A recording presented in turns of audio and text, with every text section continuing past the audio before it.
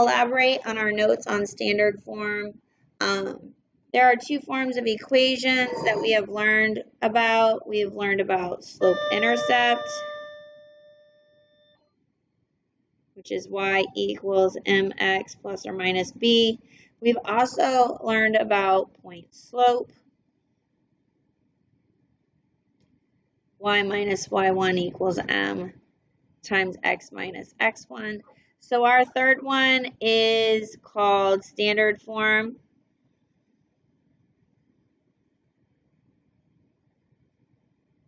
And it is written as ax plus by equals c. Now, I do want you to keep in mind that when we look at these, we have y and x, y and x and y. Those are going to stay x's and y's unless we're plugging something in. So a, b, and c must be integers. A and B cannot both be 0. You can have one of them be 0, but they cannot both be 0. And then, of course, the special rule, A cannot be negative. So I want to do a couple more examples with you. I know we did some on the other foldy, but I just want to elaborate. So we're going to start with point slope form. We're going to change it to standard. So we have y minus 2 equals negative 7 over 2 x plus 5. Be careful with your signs. We are going to go ahead and move y1. We're going to go ahead, we're going to distribute. So we get negative 7 over 2x. It is okay to use your calculator. This is going to be a negative 35 over 2. I am leaving this a fraction intentionally. Plus 2, so we're going to collect like terms. So that is just like what we've been doing to change to slope-intercept. But then we have a negative 35 over 2, and we're going to add 2. Do not be afraid because it's late in the day and it's Friday to go ahead and use your calculator. So negative 35 over 2 plus 2 is in fact negative 31 over 2. I'm going to leave that a fraction because this is a new piece for us. Now, we talked a while ago about how to remove a fraction. We can go ahead and move our x over here and then remove the fraction, or we can remove the fraction first. It doesn't matter when you do it. I'm going to go ahead and remove my fraction.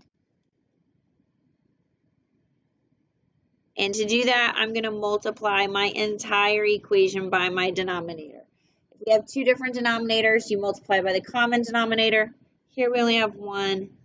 So I'm going to multiply all of these things by 2. And I'm actually going to write it over here so I have more space.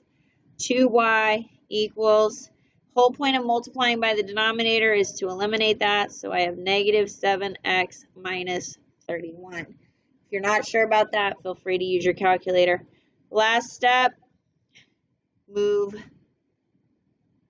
ax to by side. So this is my by, so I need to move ax over so they are on the same side. It is a negative, so I'm going to add it, and my standard form is 7x plus 2y equals negative 31. Okay? Now, what should happen is if you take your x and your y points and you put them in here, you should get a true statement. So if I go here and I say, okay, I have 7 times my x is a negative 5 plus 2 times my y is 2 equals negative 31. True statement, I went ahead and I converted it correctly. Let's try another one.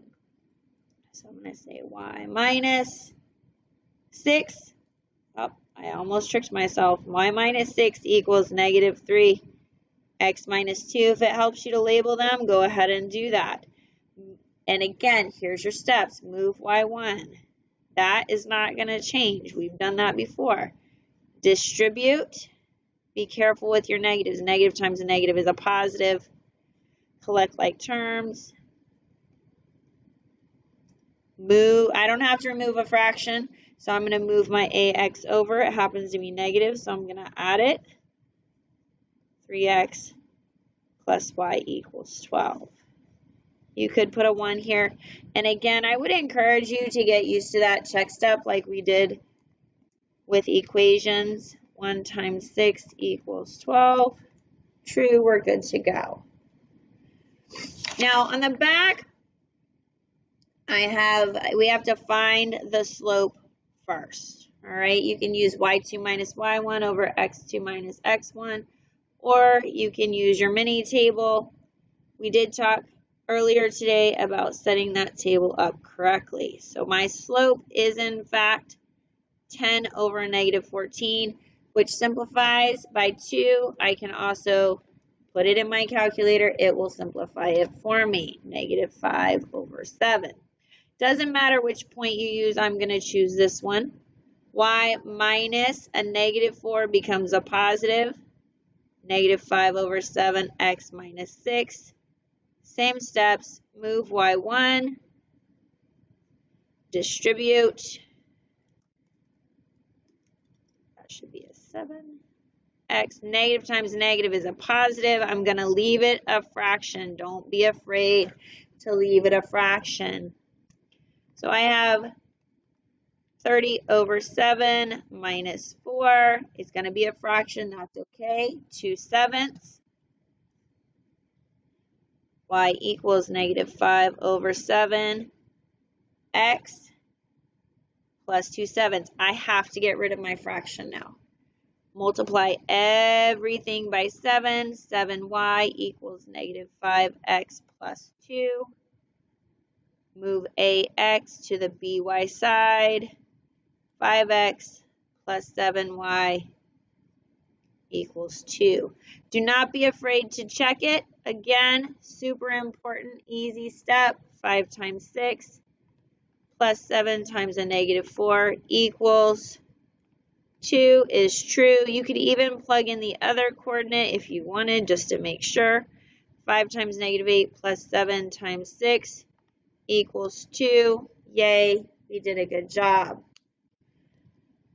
Last example, find the slope first. Negative 3 and 10, negative 13, negative 6. So this is minus 16, and this is plus 10. So our slope is going to be negative 16 over 10, which again simplifies to negative 8 over 5. Y minus 10 equals negative 8 over 5, x plus 3. Move y1. Y equals negative 8 over 5x plus, actually minus, negative times a positive is a negative, 24 over 5 plus 10. Running out of room here. I'm going to just go down the middle. I'm going to go ahead and add 10. Negative 24 over 5 plus 10, 26 over 5. Leave it a fraction. Y equals negative 8 over 5 plus 26 over 5. Get rid of your fraction. 5y equals negative 8x. I forgot my x on that. Plus 26. Move ax to by side. 8x plus 5y equals 26, and you can do your check step. There are 6 practice problems here for you to do. If you would like to do those, I will scan a PDF copy of the answers for you to check your work. Have a great night. We'll work on this some more tomorrow.